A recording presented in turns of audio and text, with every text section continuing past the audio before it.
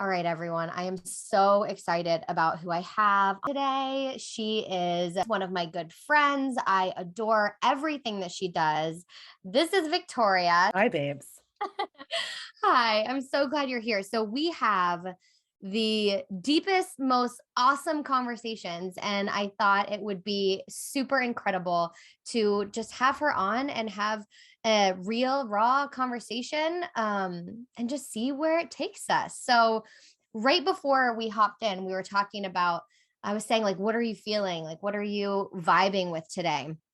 And you said being safe to be big. Yeah, Yeah. totally. So let's start there. What does that mean? My goodness. Well, first of all, hello. I love you. You're beautiful. Safe to be big. So I've had a very long experience of being told that like I was very intense and that it was almost overbearing. And there were times that I almost felt too much for myself. And right, a lot of us bounce between that experience of like the too much and not enough. And it's kind of like just throwing the ball back and forth. And that safety to be big is like when I allow both of those things to just not be truths. Like I'm Yeah. safe to be big when like I don't subscribe to the idea that I'm not enough, nor am I too much, and that it is just generally safe for me to be big. It's safe for me to be intense. There's nothing about me that is in deficit or lacking. And I think that along the way in my experience of life, love, business, relationship, like all of these avenues of my life, there's been this questioning is like, is it safe for it to be this good? And do I need to shrink something? And that, like, when that voice comes in of like this, like something feels like it's not enough, it's like, yeah, it's not enough because it's safe to be bigger. And then it's Mm, like, well, is this too much? Do I need to shrink? Has really always been checking in with if other people are okay with me being that big and never checking in with myself and just really settling in to the security that like safety is safe and it's safe to be big in that space and really not just being in the space but filling the space and finding this like very fine line of being absolutely and completely full of myself while still like walking with humility. And I think that there's this idea sometimes that we have to choose one or the other. And it's like, if I'm not full of me, then like, who the hell am I supposed to be full of? And the humility for me is like, I can be absolutely brilliant and I can be absolutely incredible. And I can still learn from every single person, place, thing, or situation that I come in contact with. yeah, I love that. And I think there's almost like when you said like filling up like the safe to be big, but like filling up all of that space. Mhm. From the work that we've done together and a lot of the conversations that we've had have prompted me to really like fill up more space and take up more space. And there has been an interesting breakthrough for me there where it felt safer to not disrupt any kind of like rule that I had, where I've actually found the most safety in being the biggest version of me, which is so ironic and just interesting.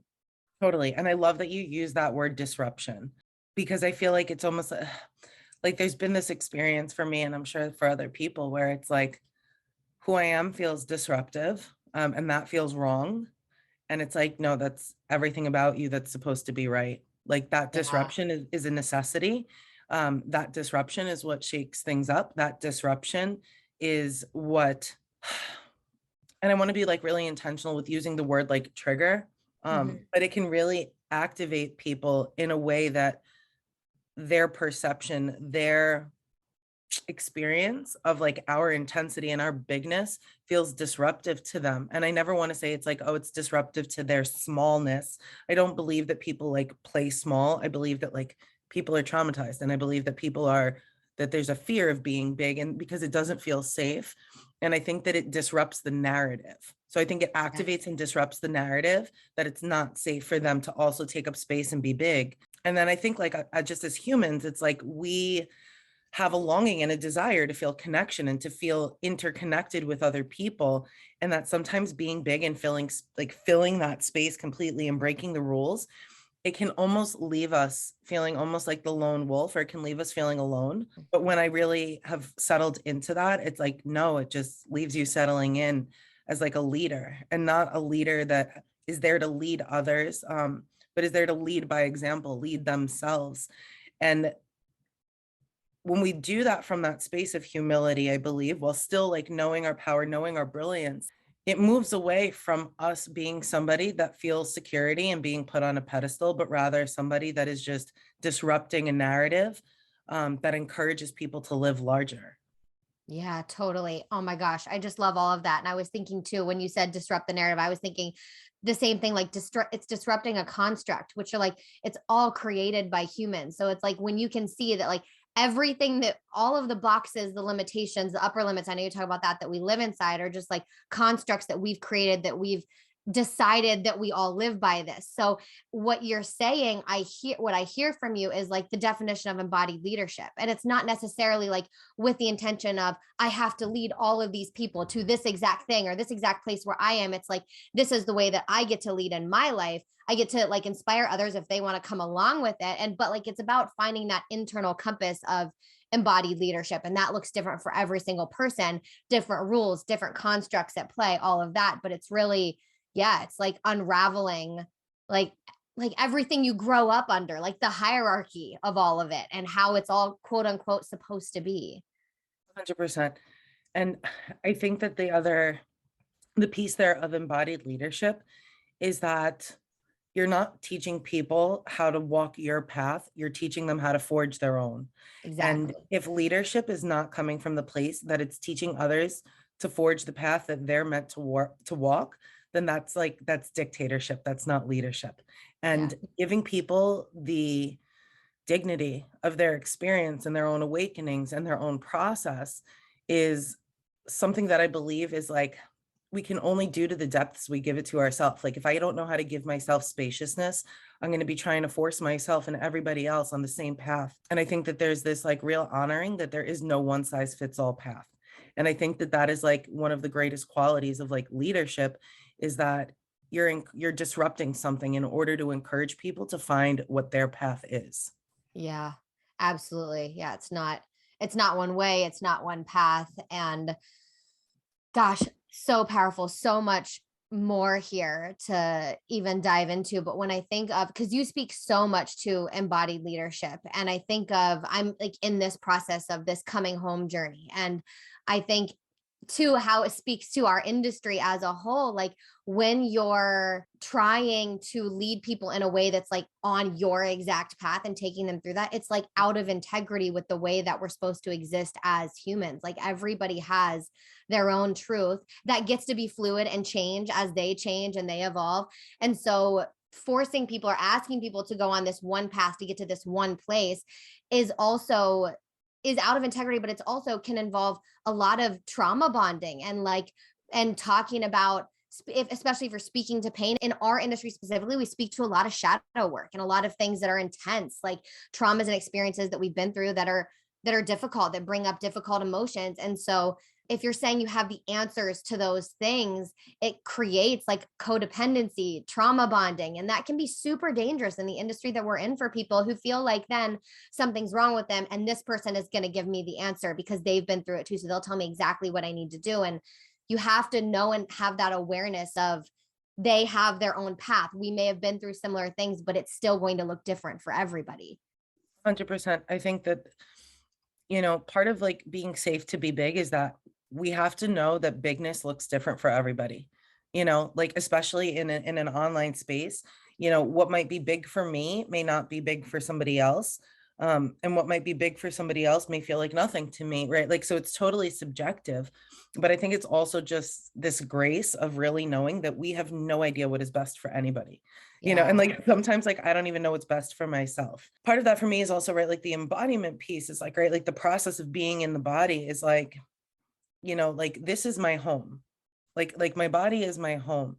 And for me to assume that like my work and my walk in leadership, I'm never leading somebody here, I'm never leading somebody to my home. It's like it's not even I will hold your hand, I will walk with you as you walk home. And it's Yeah. saying like, this is how you till the soil. This is how you clear the brush. This is how you climb these rocks. But the path and the direction is never the same, right? So it's like being able to discern that you're teaching somebody tools, you're teaching somebody skills, you're sharing, right? It's a co-creation, but their journey and whatever it is that they're doing is really their own. Their experience of bigness may be completely different than mine, but at the end of the day, it's really honoring the effort of every individual.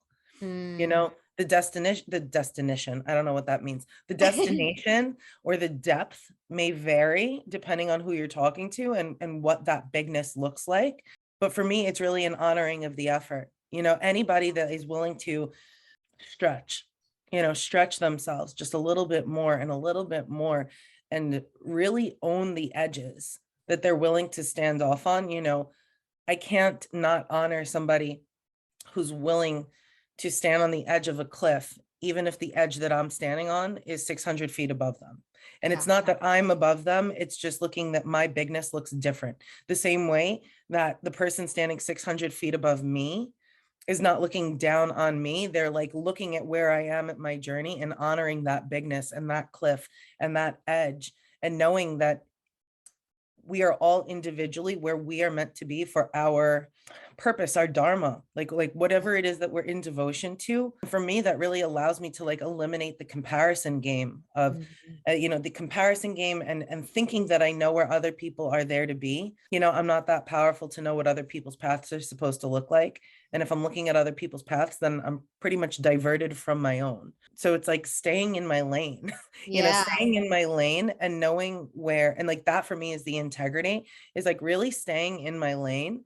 And the humility of if somebody's like, hey, I see you over there in your lane, and being able to allow somebody else who's self-led to allow me the opportunity to course correct if there's something that they see that I don't in my journey, um, even if they're shouting that direction or that suggestion from what may seem like that, a cliff below me, that they're not below me, like they are still my teacher. Their journey is just in a completely different direction. I don't know if they had to climb over a peak to get to where they are. So where I see people and where I see other people is totally subjective to that moment. Like I don't know their journey. I never know what experiences they've had, because part of it for me is also, we can climb this journey. I love how we're just using like hiking metaphors at this Yes. point. We're But all like, we're all in on I'm the here for the hiking. hike metaphor. Here, I'm all for the hiking. Some of us, start at the base and we're climbing up to the peak, to the mountaintop. And some people have climbed up from rock bottom just to get to flat ground. And I believe, and I will always say this, it's not my quote, nothing's original, right? Is like rock bottoms will teach you lessons that mountaintops never could. So if I'm Yeah. looking at somebody climbing what looks like, oh, beneath me, below me, it's like they have lessons that I couldn't even dream of. Yeah. They have lessons I couldn't even dream of, and it's making them a more skilled climber. So really, truly staying in my lane with that awareness that like I can be a really skilled climber in this journey into my bigness and the safety of that journey. But somebody who has the experience of really like climbing from the depths will always have something to share with me that I have the opportunity to learn from. And that for me is just the reciprocity. It's the service and really being able to share together collectively from a communal space that like my journey gets to benefit somebody else no matter where they are on theirs. Yeah, totally. And that idea too, that this just was coming through, was like you can learn from anyone and everyone, and we should be. It's not just the people who are like, if you're in this industry, it's not the people who are making $100,000 months and $1 million years. Those aren't the only people that you can learn from. The people that are making no money have so much to share too, and that helps to like let that pedestal like fall away. And how, I'm curious because like I'm curious, one, what the bigness feels like to you. That's something that I've been thinking that I would love to hear you talk about. And then the second thing is like, when you started taking up that space and like stepping into that and letting it feel safe for you, like what was that process like, just for somebody who's like maybe like, I want that, how the hell do I get there? Like what does that even look, what does that even mean? I love that. It's looked and felt different at every point, and it's really usually happened in, for me, like humbling situations. And I'll use that word humility a lot because it's been transformative for me. Like, right, the ego plays on two ends of the spectrum, right? It's the grandiosity with like an inferiority complex. Mhm. And humility for me is like that space in the middle of it all. And I think that the leaning into the bigness and really filling that space, for me, it really came through, initially in sobriety and getting sober. And then a whole new experience in my business. There's this thing of being self-sourced, being self-sustained, but not being self-serving, Mhm. when you're starting a business and being in devotion to other people. And, I was having a conversation with a past client the other day, and we were both talking about this concept, how service is really selfish because it changes the one who serves. It changes the one who serves. And it's a win-win for all, right? People are getting served, but the service is what changes us. And for me, the filling the space was this playing with my ego in some ways. It was knowing that what I was starting to do in the world was making an impact and allowing me to stay level in that experience, to really experience me in my actions, in my being, Mhm. while also juggling that side of the ego of like, this doesn't make me better. This doesn't put me on a pedestal, while also not beating myself up around like, I'm not doing enough and the results aren't coming quick enough. It was like really allowing there to be a level of neutrality with what was happening, where I got to fully experience the fullness of something that I got to create. And, I always had this story. I'm consistent and undisciplined, and I never finish anything I start. Mm. And it was very interesting coming into sobriety and business, like, right, like these are things that, I know you've heard me use this expression before, is like not taking my foot off the gas. Yeah. Like this hasn't been something that's been like a back and forth, back and forth, back and forth, um, as an overall concept. And I think learning, like the filling up the space for me, was like, I don't need to stay with the crowd. Like I'm allowed to keep my foot on the gas and continue to move. Um, and the worst case scenario, what's the worst case scenario is that something slows me down. But I Yeah. knew at this certain point, like, I'm not going to stop at anything that I'm doing, because the more I do, the more me I feel. And it Yeah. was like not keeping, not like, I think that was really like the experience behind it. Right. And it's like the service changes, the server is like me not needing to stay with the crowd and allowing myself to like forge forward. It's like that journey alone on the road has changed me. But I'm also Right. leaving tracks in the sand so that people know where they can also follow. And it's not following me, right? It's just saying this is a safe path to walk as well. But it's Yeah. like, right. So like the service is the tracks I leave, but it's me who's changing on the journey, like at the head of my own journey alone, and whether somebody's 2 miles ahead of me or 2 miles in front of me, like wherever that might be, like I see the other tracks in the sand. But I also see that there are all these other people like on their journey alone. And I think that part of that was, it's very interesting, like in the online space, and hosting a business there, it's kind of this mythical land where you are like, how the hell do people make this much money? How the hell do people do this? Like everything can change in a minute.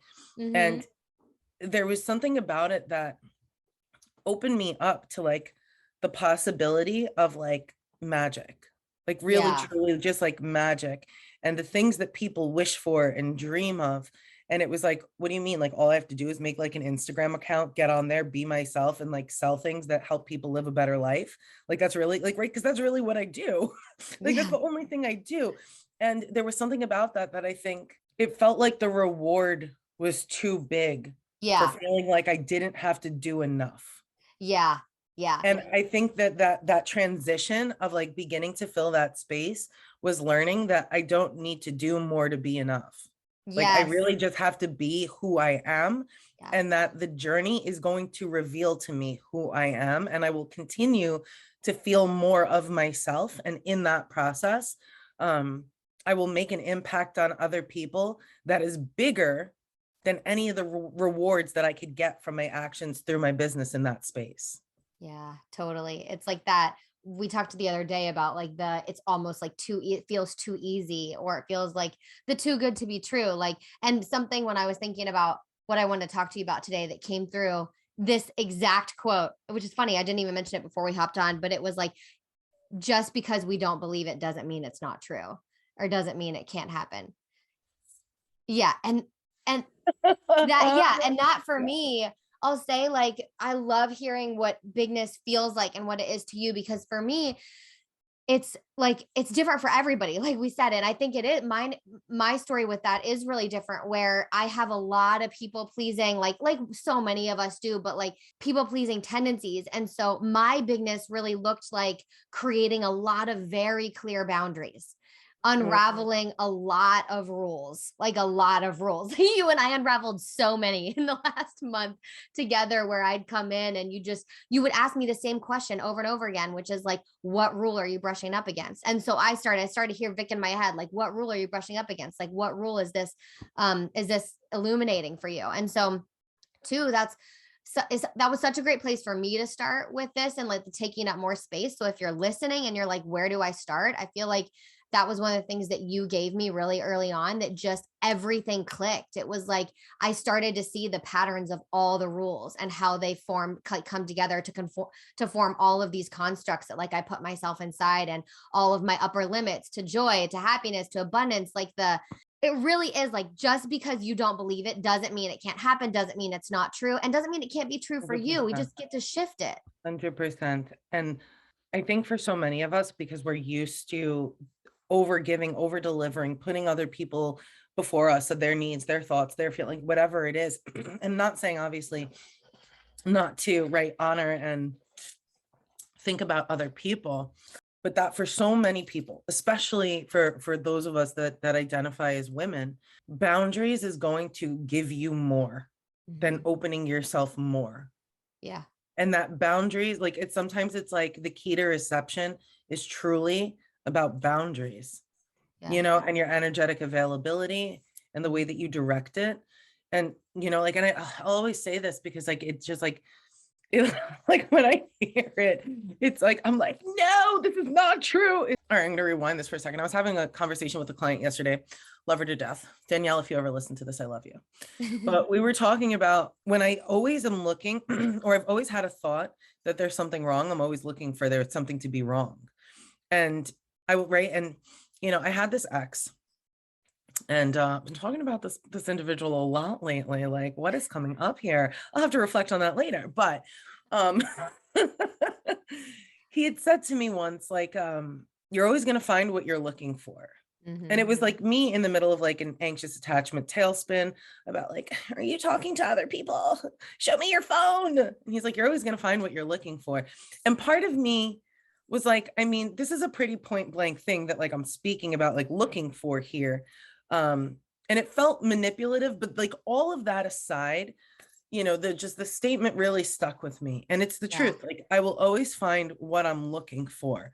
And if I'm looking for something to be wrong and I'm constantly needing to overturn things, for me, it's like, do I have my back to the open doorway?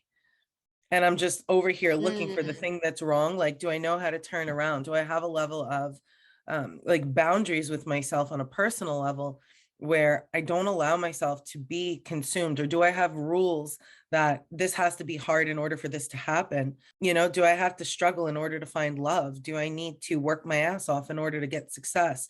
Do I have to sell my soul in order to make money? It's like, I mean, if you say you do, you will. So I think that there was this piece of, especially again, like as someone who identifies as a woman, getting really comfortable with really flipping around all the narratives around like Yes. being the breadwinner, making more money, being successful, not working for somebody. It's like, oh, you have an online business, like is it like a MLM, is this like a pyramid scheme? And it's like, no, it's really it's this world where women are investing in one another and each other in order to one really develop themselves. They're finding out who they are. They're making a ton of money doing it. And it's really, it's not a pyramid scheme. It's really its own ecosystem. And I think that that's been the coolest thing is like being a part of something that got to feel safe in the absence of men. Mm. being to build something. I just got like a few goosebumps. Me too. I just like got that like this like yummy warm feeling in my body. Yeah, Like, wait, we gotta talk about that. yeah, like, because like when I talk about safety and, people's obsession with masculine and feminine energetics is like the way that I always teach it is like, it's like the male is penetrative and consciousness. It's like, no, the masculine is about safety. It's about security. And when we have that, we can feel safe to express. But really watching this upheaval of women in their own leadership, in their own inner masculine, creating the safety that they can be in this full expression and really tap into like sex, money, power without the presence of men, I think is incredibly unstable for some people sometimes coming in, because for the first time, it's like we have to be the source of our security. And I think that as women coming into this space, our business confronts a lot of these pieces for us around the rules we have, the structures we put in place, strategy, feeling safe with the experience, holding money, making money, being powerful, saying the thing, nobody asking us to lower our voice or be smaller or wear too much. And we start to realize like all these stories, all these narratives, all of these perceived blocks is really just being self-sourced and generated from ourselves. It doesn't actually exist. It's like, this is this is what has actually just kind of come with us as like this baggage. And when we come into Mhm. this space and we're kind of like, I'm here to build a damn empire. I'm here to leave a legacy. I'm here with a big vision and a big voice, and people start to listen. There's some parts of that I think that finding this duality, which sometimes almost feels like leading this double life. It's like, how do you show up and be like, yeah, I like do this on the internet? And other people being Yeah. like, oh, are you ever going to get a real job? And it's like, you don't want to sound condescending sometimes, but it's like, I don't know if you know this, but like, I can make what you make in a year in a month. And Yeah. it's not even about the money, but it's that what we do is disruptive and is threatening to other people, and really feeling safe to be big in this space is friggin' terrifying. Mm. I find this so fascinating. I've been navigating some like interesting feelings around this industry and around this space and around social media and around the online space and all of those things. And the way that you just said it, I feel like like my respect for it all just deepened. And I'm thinking about like what we're actually doing in this space. Are women creating a new construct for like the way that we get to work and make money in the world? Yes, full chill. And I think because I've never actually like, this is just how my brain works. Is like when the thing comes up, the thing drops in and then it comes flying out of my mouth. When we as women show up in this space, and when we do what we do in the real world, and like the cattiness and the comparison and the, focusing on what everyone else is doing wrong, it's like, you can do that here, but I'm going to go be big. I'm not going to Mm. try to shrink whatever's going on. Like, will I call out? Will I be a voice for integrity and safety? And people really being in a space of embodiment, like, yeah, 100%, because it's what I stand for as opposed to against. And Mm. the space that I take up to be big is for what I stand for. I don't want to be big against something. I want to be big for something. The same way, like when I talk about money, right? Like the money is neutral, the money is innocent. Like our judgment comes from the hands of the people that it's in. So when we like this bigness is in the hands of certain people, and we're busy putting people on pedestals, and we're not taking up the space of our own bigness, it's like you're losing the magic, you're losing the power that is actually here for you. And it's what I realize is when we see like other women, kind of the cattiness and the calling out, it's like this is the feminine chaos that starts to take place when there's a lack of safety. Yeah. So part of it is knowing I source the safety from in me, between me and God, me and source, me and spirit, whatever you want to call it. And like that is my structure. That's my foundation of safety. And I get to stand for something in devotion to that. And the things I speak out about are always in calling something higher, calling something forward, and not asking something else to step down. Like that's that, like it's the same thing if it's like that's that person's journey, and I think that the bigger piece here is that the money that you make does not necessarily reflect the impact that you're making. Mm. The money, Yeah. and I think that if we come into this space, and this for me is where it's so interesting. I was listening to something last night and it was talking about how on a very surface level, like men want the beauty and women want the money. And that's why we see beautiful young women with like rich old men. And coming into the space here, it's like, if we're just chasing the money, it's such a freaking surface level. It's such a Yeah. surface level. And, I'm speaking into this because I think ultimately this space, the online space through my business, like this was the space where I gave myself permission to be big. Like this is where I gave the consent. This is where I allowed it to happen. This is where I realized it was like, oh, it's never been about anything else. It's only been about me allowing myself to have a different experience. I'd always been chasing kind of that surface. And when I got here, and it's like, no, you get to have like your sexuality, your sensuality, and that gets to look like whatever that does for you. You get to have the money. But it was like, well, what do I do with this power? Because I'd always felt a level of power coming right through our like capitalistic patriarchal society. And coming into this space, it was learning also in my bigness how to wield and leverage power in a way that still maintained my integrity and my values. Yeah. And I think that this space has opened up that possibility for so many women to have that, like mothers at home with a family and children, like yourself, can Yeah. come into this space and be powerful. And I think, I feel this, like I feel this on a lot of levels. My biggest message behind the safety to be big is that you don't have to hang that hat up when you come back to your life out of this space. Mm. Like this is just a space that is an extension of the bigness that you get to be in your home with your family in the world. That this isn't something, and I think that that's been something for myself, and the safety to be big is like, well, I'm safe to be big here because there's other women around. But like when I go out into like the big scary world, or I'm sitting there with, the family and the friends and the people who are like 9 to 5 paying off student loan debt with, like, don't get me wrong, still got some student loans for college I never finished, might I add. I am a high school college dropout, but that it's safe to bring my bigness with me. Yeah. Like everywhere I go, like I will not allow my embodiment to be subjective just to an Instagram page. Yeah. Like I won't leave that bigness and that safety behind when I move into the world. And I think that that's the part that's been the most intimidating. Like it can Yeah. feel safe on your page, in your world, in your business, like whatever. But it's like, would you do that on the Facebook page with all your friends and family from high school? It's like, ooh, that feels scary. And it's like, Yeah. oh, it's like it feels safe when the real world's not watching. And it becomes Mm. this separation, as if I have to like take off the costume when I come back through the portal into the real world and I'm not in this other place. And allowing those two things to merge together, I think, is the biggest edge.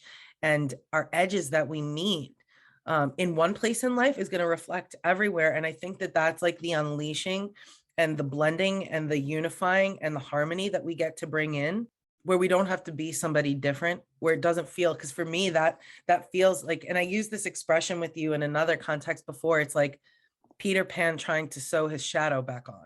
Mm. I don't have to take the shadow off. Yeah. I don't have to like leave this version of me anywhere. It's actually, this has been the space that has allowed me to be more of me. And I get to continue to be that everywhere I go. And realizing that that's where a lot of it feels unsafe to be big, is in the people that are still not realizing how much is available for them.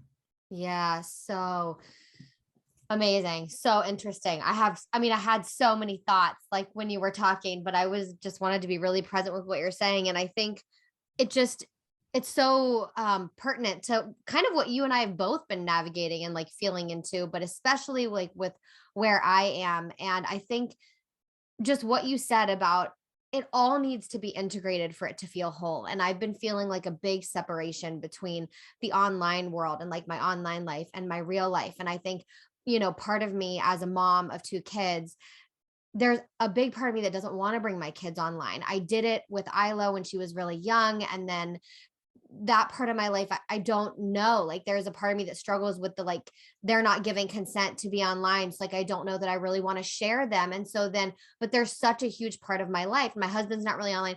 It's my family's such a huge part of my life that it feels like there's a disconnect between my actual life and my business. And I that is what I've been struggling with the most, because I want it all to feel really authentic me, because I don't feel like I'm trying to be someone else in this space.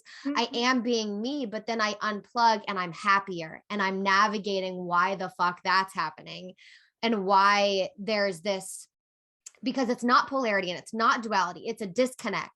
There's like a Mhm. kink in the hose, and I'm Mhm. trying to figure out, and so what you're saying is all landing, it's all resonating. I feel all of it, like I feel it all is true. But as a mom, as a wife, as somebody who is like an extrovert, that I get so much of my energy and I recharge by being around other people. I know how to do that in this world, but online, like I finding places of true engagement and true community is like my lifeblood. And so on certain platforms, I've really struggled to feel that connection to it, if that makes 100%. sense. Yeah, 100%. And I think that part of it is like not speaking so much for you, but just kind of like in a, yet again, we're just gonna hop down like a rabbit hole of another metaphor. Do I use the space that I'm in online where I'm like at the front door of my home and I'm like, come over, I've made baked goods for you? Yeah. Or am I just in my home baking and the smell attracts people to come in Yeah. and the door is just always open? So I think it's like, what do I need out of this? And I think that part of it is like, when it's related to business, it's like you want people to come into your world. You want people to come into your world. And for me, it's like when I'm in my real life, I'm doing whatever the hell I want. When I'm in Yeah, my real exactly. life, I'm just being me. So it's like, can I still do whatever I want here? And it's like, well, I need to do this thing in order for to get the thing, or in order for this to work out. And for me, it's like I lose the groundedness of the safety that I have in my real world. And being able to bring that in a really seamless way, I think is something that I've also navigated for myself. I think the biggest thing for me was not waiting. Like if something felt Yeah. good and I liked it, I was like, okay, that's happening. And I Yeah. would overthink it and I was just like fly swatter. I was like, get the hell out of here. Like I'm Yeah. doing the thing. Um, and it really removed me from that second guessing thing of Mhm. like, what are other people gonna think? And it was like, I don't know what you're gonna think, but I'm gonna be over here. I'm gonna just own my bigness. I know we spoke about this too. Like, I'm just going to own that. Like, I'm a money hungry gremlin who's like deeply motivated by money. But at the same time, it's like a real passion to serve other people at the forefront of it all. And I'm gonna do what feels good, and I'm gonna connect the way it feels good to connect, and I'm gonna show up in this space the same way I would on FaceTime or if I was sending like a friend a video. Yeah. Um, and I don't need to make what I'm doing look a certain way, Mhm. and I will say this on the other end, it's like, I'm on the tail end of like the biggest month I had in business. And even then, I was still feeling lack. I was literally sitting there like, oh, there's not enough money. What's happening? And I'm like, do you hear yourself? And I'm like, this has nothing to do with the money. Like, let's take that off the table. And I realized like it was another edge of bigness that felt Yeah. not enough. It felt Mm. like it was another edge of bigness where I was outsourcing, where I was getting anxious, where I was wondering, where I was worrying what other people were going to do, what other people were going to buy, what other people were going to say, whatever. Yeah. And realizing like, oh, like this is just the invitation to like get bigger, like Yeah. stretch more, allow yourself to hold more in this. Um, because I'm also realizing that like that bigness is also mirroring in my personal life behind the scenes, like I'm, building out a home and an apartment with my fiance, and that is a huge commitment. So it's also right on this other tail end of this happening in my personal life and my business. It's also like, oh, like, am I committed to continuing to scale from where I am? Because I'm scaling in all the places in my life, and Yeah. realizing that that feeling of lack, it was like where my bigness is right now is not enough for what I'm actually creating. And there's another edge, there's another level of peeling back a layer to the onion, like I don't Yeah. have to be, I think the biggest thing is really learning, like I never had to be someone different. It was Yeah. actually allowing me to just be more of who I am without Exactly. trying to either cover something, hide something, change something. Um, that like it's completely safe for me to take off more layers. I Yeah. think is what it's been more of an unbecoming than anything. Yeah. Oh my gosh, I totally agree. I totally agree. And like it's not that you aren't enough for like that next bigness. It's you are, but there is just another opportunity to grow into the next space, like grow into that next bigness. Like there's Mm. always another edge. There's always another door to open. And that's the visual that I kept getting when you were talking earlier about when we were talking about just disruption and constructs, was like these boxes that are rules or labels or whatever it is that you feel like you live inside that's preventing you from that bigness. It doesn't have to be like you inside of this box that's like has to like beat down the walls or like take a hammer and like shatter the ceiling. Like it can literally just be turning a doorknob. Like it's like that easy piece. Like all of it, stepping into that doesn't have to feel so hard. Like it can really feel like it's allowed to feel good. It's allowed to feel fun. It's allowed to feel sexy and sensual and like exciting and like energizing. A lot Yeah. of times that's what it is for me when I get personally, like the way that I operate in the world and the way that I like interact with my edges. When I see opportunity for growth and when I look at the challenge and I find that thing, it's like so energizing and it like gives me goosebumps, even when it's super hard to just like move past it, and not in a way that's like wishing it away, but just how do I get bigger through this? How do I get to claim more space, to take up more space, to be more me? And this Mhm. journey that I'm going through with coming home has been so epic for that. In like unraveling, I keep saying the same thing, like growing up looks a lot like following rules and standards and societal constructs and regulations and all the things, and growing older is unraveling all of the ones that don't feel true for you and creating new ones or none at all.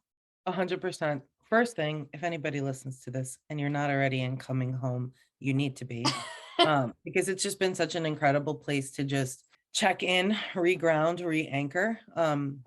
And you're just Yes, such a brilliant facilitator with speaking to the body. So like, if you're not in coming home, you need to be. you're so But sweet. I love you. There's been this real hard look at everything somebody told me I needed to be, and actually starting to ask myself like who do I want to be? You know, Yeah. who am I and what matters? Because I think part of it is we want to make other people happy. You know, we have this like still responsibility in life to other people that are like other people in our lives, and really letting myself off the hook for being responsible for my happiness above anything else. Hmm. Like I had to be responsible for my happiness, my joy above anything else, even if my joy brought other people disappointment because they didn't get to have access to my outcomes in the same way. Or if they didn't, you know, or even if it meant that there was boundaries around time or my availability. And I think that that's something so many of us have really had to feel into in our own way over the past like 2 years because, you know, the apocalypse and all.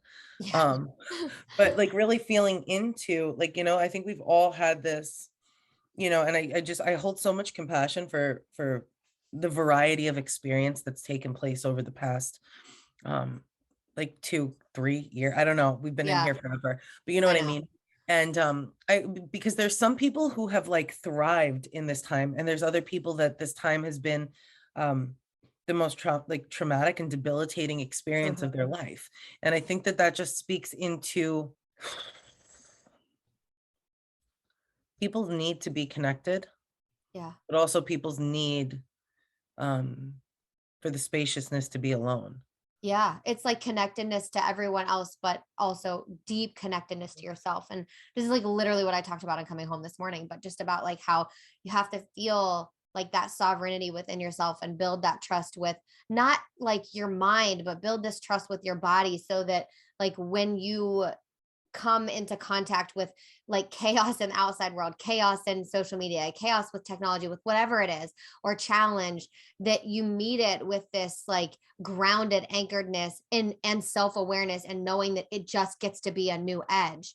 And Yeah. that's like what I keep thinking of this industry as a whole through this conversation. What I've been thinking is like that's the most beautiful part of all of this for me is my how I've grown as an individual to be able to witness my patterns and also just accept where everyone is. Everybody wants love. Everyone wants acceptance. Everyone wants to feel like they belong. They want to be seen. They want to be heard. Like, we know this. Like, we want people to love us and love us for who we are, not who they want us to be. And so this work and like these conversations and the things that you and I do and that other mentors and coaches do is bringing that to the forefront of like humanity, of like, can we all just see each other as one? Can we recognize that we live in a house full of mirrors and continuously work on ourselves instead of blaming everyone else for all of our problems? Yeah, 100%. And I also, the piece in there that was kind of coming through for me is like over the past, well, the first part is like, can we all see each other in each other's bigness without being threatened by it and needing other people to shrink for us to be comfortable? Yeah. I think has been huge. And I think that a piece of like that separation of like the bigness in the online space versus the world is so many of us, our outside worlds have felt almost compressed or shrunk.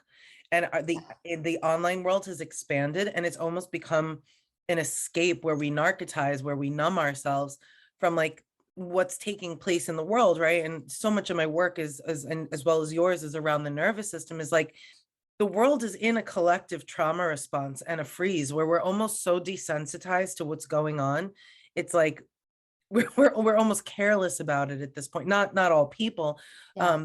but there's just a collective numbness. There's a collective disconnect.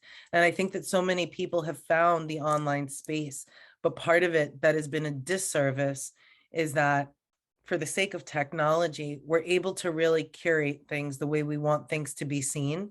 And the fullness and bigness of the reality that some of us are living on the other end feels unsafe to also share that. And I think Yeah. that, and I think that this has been the biggest part of, just kind of going back to what you were saying of like, what helped you bring your bigness? It was like me bringing my bigness from the online space and in my business into the real world and bringing the fallibility, the flaws, the imperfection, the messiness of the real world into the online space and allowing both of those things to coexist in those spaces. Like I'm currently looking at a vase of dead roses that need to be thrown away for like 6 days now, but Yeah. behind me, like it looks really nice, and like that piece of like, for me, it's not even duality, it is reality. And I think that Yeah. I think we can overemphasize the idea of duality as if it's like a black and white thing, whereas like reality is gray. And I think Yeah. that part of it was like learning to bring my grayness in every area of my life, in all of the ways, in my business, in my, relationship, because I never want to paint a picture that leaves me in a space where like I'm untouchable, right? Like going back to that Yes. leadership piece is like, I never want people to think that like I'm unrelatable. Yeah. They're like, I'm not trying to relate to anyone. But I want the people that are here to like receive like what I bring into the world to also feel like there's nothing that I have, do, say, feel, think, be that's inaccessible to them. Yeah. I think that one of the most incredible things about you and that I was so drawn to is everything that you just said. If you guys don't follow Vic, all her information is going to be in the show notes, but the way that you show up on social media, it's not that like people feel like they know you, it's that they know you. Like I have absolutely no doubt that if I show up on your doorstep, I will meet the person that shows up on social media because you talk about you just talk about all of the sides of it. You talk about all the gray, the messy middle. You don't try to show up and say one thing. You don't just show up and say like what you're launching. You show up and you talk about like it's so in the moment. You can be so in the moment and so present with what's happening for you as you create these offers, as you go through the process of being an entrepreneur. And I mean, every single day, I feel like you are sharing something that's like, this is my anxious attachment. Like, this is my disorganized attachment. Like, these are my patterns, but it's not in a way that's like, wow, this bitch is crazy. Like she's got issues. I It's in am a, and I do. but it's in a way that's like, holy shit, this is like so real. And the fact that she can be so self-aware and like acknowledge all of these things, like, how could I not want to work with her? How could I not want to learn from her? Because because the hardest thing is to do it for ourselves. We Yeah. see it in everyone else first, right? We're like, that bitch, that bitch. And then we can't, it's so hard to look at ourselves. So what you show up and every day you show how you look at yourself and how you see the world. And so like it's so magnetic because it's like, if she can do this for herself, imagine how she can help me with like my self-awareness and my embodiment and my energetics and my leadership and all of my business.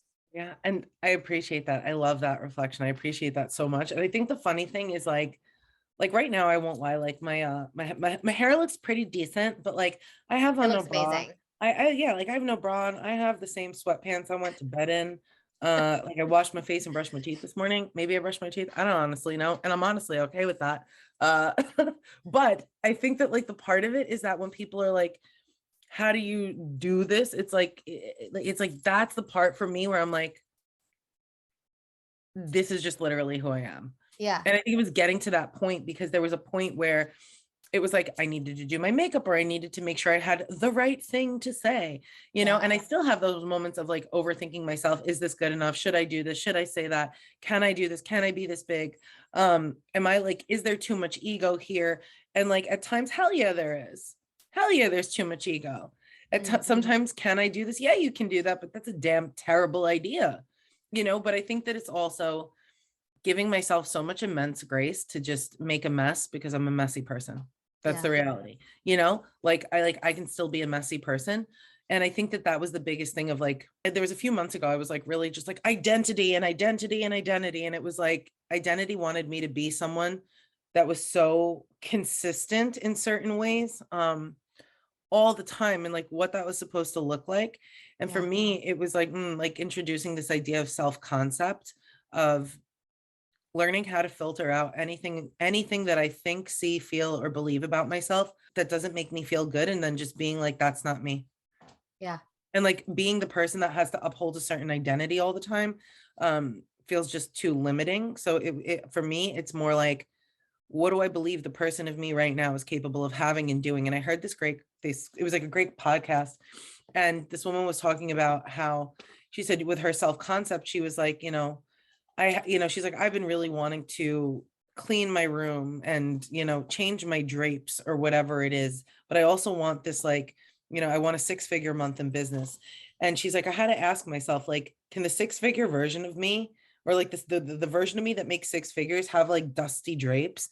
And she was like, yeah, the drapes have nothing to do with the money that I make. And I was like, oh, I don't have to change anything. I get to just be like this messy, like not always completely stable human being. And I get to have all the things I want. I get to have the success. I don't need to actually be the embodied version of the person who has the thing. It's like the person who has the thing is me right now. It's just a matter of, does it feel safe with me? And then it was like, oh, back to the nervous system work and all like the emotional pieces that people don't want to touch in their bodies. And it was like, oh, I don't have to do anything or be anyone. I just need to make sure it feels safe with me. So I need to make sure that who I am right now feels safe with me. And then who I am right now can have all of the things that I want. And I can put the system, strategy, structures in place to create safety, to give myself that experience where there's no identity that I have to uphold. Yes. Holy fuck. Yes. Yeah. And I think that that was like the freedom of like the freedom to be big, is that like my bigness didn't require me to be different. Yeah. Yeah. Yeah. Yeah. Yeah. Yeah. Yeah. And like all the milestones, it didn't matter. Like the 100,000 version of you can just be you, like right now. And one of my favorite things that you posted or shared was like, I think it was when you hit 30K earlier this month, because you're like, you hit basically 40K this month. But when you hit 30, you were like, it wasn't like you went out and bought like a G-Wagon or like a big car, whatever. You're like, I ordered 2 pairs of leggings or something, or like a pair of leggings and 2 bras or something. And I was like, and ordered Thai food. And I was like, fucking relatable as shit. You don't have to be, just because when you hit those doesn't mean you change. It changes who you are.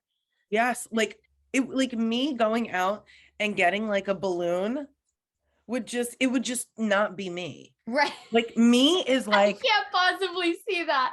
yeah, Like if me, you do it in the future because you want to, yes. But like, I can't imagine you like posing with your like, yeah, like me, like I'll put it to you like this, like, do I have like a YSL bag that I've had my eye on? Yes, but I've also had my eye on this YSL bag since my bank account was negative $500. You know Yeah. what I mean? Uh-huh. Which was like a year ago. And it's been negative many times since that point as well. Yeah. But like, right, like that wouldn't be changing me. But it was like when this came through, it was like, so how are you going to celebrate? What's the big thing you want to do to celebrate this? And it was like Thai food, and I'm going to order myself some new underwear. Oh Like, yeah, it was underwear. It was underwear. yeah, Not like bra. that was what I wanted to do. And it was something that was just like, oh, like I have underwear. Like I like also like I have underwear. It's not Yeah. like falling apart. It's not like rags. But I was just like, we're just gonna buy like 15 pairs of new underwear. We're gonna splurge on underwear right now. What I really wanted in the success was the bigness that I feel in my embodiment. And I realized that the money had nothing to do with it. And Heck that yeah. even if the money came, um, the money didn't change my heart because I decided who I was before I made it. Yeah. And and I said this on like an Instagram rant like a week or so ago. It was like, when your vision is to touch a million hearts and not make $1 million, then when the $1 million gets there, like who you are is going to remain the same. The idea that like a wealth identity or like who we are as wealthy women doesn't have to be something that we glamorize in the material. It's like, do you become more soft? Do you become more sensitive? Do you become more generous? Do you become more accessible? Do you become more giving? Do you become more loving? Like, I can raise my rates of people working with me in my business, and some people can be like, that feels astronomical. Like I could never afford to work with you. And it's like, you can also come in my DMs and I will send you personalized videos of me and my dogs talking to you. It's like that part about me, like Yeah. that doesn't change. That doesn't change. And, I think that part of it is also Yeah. like Gosh, the I so community love that, that. yeah. And I think you can also relate with this for sure. Is like the community that I've built through my business has also been the community that I've always wanted. Yeah. Hmm. It's been the community that I've always wanted, like people who really get to see me, but it's also celebrating them, celebrating them, because like my success is always our success. And it's like, yes, I built this from the ground up. Yes, I did this, which was another piece of just owning that bigness and it being safe. But it's also safe to just share an immense amount of gratitude and like not feeling, I think this was another piece of like the vulnerability through joy and not needing to just talk about my struggle and my pain for other people's consumption. Right, like the vulnerability porn thing. Yeah. And it was Oh, like, I don't need to talk about like the struggles of like the terrible things that have happened in my life. Like, yeah, I could talk about that for hours. There's a very long list of those things. What I really view is like the vulnerability is like it being safe to be big and then sharing that um, without a second thought, yeah. and I want it to be safe for anyone in my world to have that experience too. Yeah. I love that. I feel like we covered so much. Holy shit. I I feel feel like like we that. went through all the rabbit holes. I know it was amazing. I was trying to think if there's, and it's 111 my time. Oh, excellent. We love angel numbers up in here. Yeah, totally cliche with that. Do you think there's anything else? Do you feel really complete? I can talk for hours, I man. Like know. it will never say she was a woman of few words on my headstone when I die. I don't know if I want a Same. headstone, but I think that the only thing that I could say to just kind of like is like a conclusion and a completeness. If you can generate safety within yourself, like if there's anyone listening, like regardless if you have a business, regardless, like your life is your business, like like it's like it is your business. And if you can create a level of safety in yourself and just feeling safe within yourself and developing a level of trust, and I always like and I honor that, like trust can feel really unsafe for a lot of us who have experienced life through survival mode. But if you can get to a place where safety feels safe, or that safety feels safer than survival, the way you get to experience life in yourself is probably the thing you want more than anything, whether you know it or not right now. And I think that from that place, opportunities and possibilities begin to open up, where you realize like you're not blocked. You're absolutely limitless. It's just what does survival allow you to experience? And that for me is like, it's not about the healing journey to be healed. It's the journey of survival to safety so that I get a deeper experience of myself in this lifetime. Y- And I think that the more we tap into that, the more impact we make on the world, and never, ever, ever doubting the impact that you make on one person, because, it's the ripple effect. Yeah. If you throw a pebble into a lake, that ripple will go across the entire lake, but you also are that pebble. Like you are the pebble that jumps into the lake. So just cultivating safety in whatever ways that you can. And I mean, if that's something that people feel that like support is needed with, like Abby, you're an incredible, incredible mentor in supporting people in that journey. And I think that that is I think that that's the greatest gift that we can contribute to the world, is like allowing people to live a safer life where their bigness and who they are just gets to be the bare minimum of what they get to experience. Yeah, gets to feel safe for sure. As are you, Vic. Like, truly, Vic blows my mind every time I talk to her. She sees the world. She's like a mind hacker, I say, like an energy hacker. She can fill in the gaps so well, and she's such an amazing mirror. And another thing too, when you work with Vic, like Vic doesn't take any of the credit. Like you never take any of the credit. You're just like, I'm a house of mirrors. Like I just reflect back what I hear and what you say, and then you piece it together. Like you create your own breakthroughs. She's incredible. All of her information is going to be in the show notes. Thank you for being here. I'm obviously going to make you come back on. I love you. I'm so happy to be here. I love you so much. Um, every time I encourage somebody to take full credit for their success, it's just me letting myself know that it's safe for me to take credit for mine too. Yeah. One of my mentors once said to me, slowly, slowly, the snail gets where it's going. So I remember that like this isn't a journey that I want to rush. I want to take up all the space and all the fullness in every moment that's possible. You know, there's a lot of my life that I missed, and I want to live as much of it as I can right now on purpose. So I wish the same thing for you and for everybody else that listens.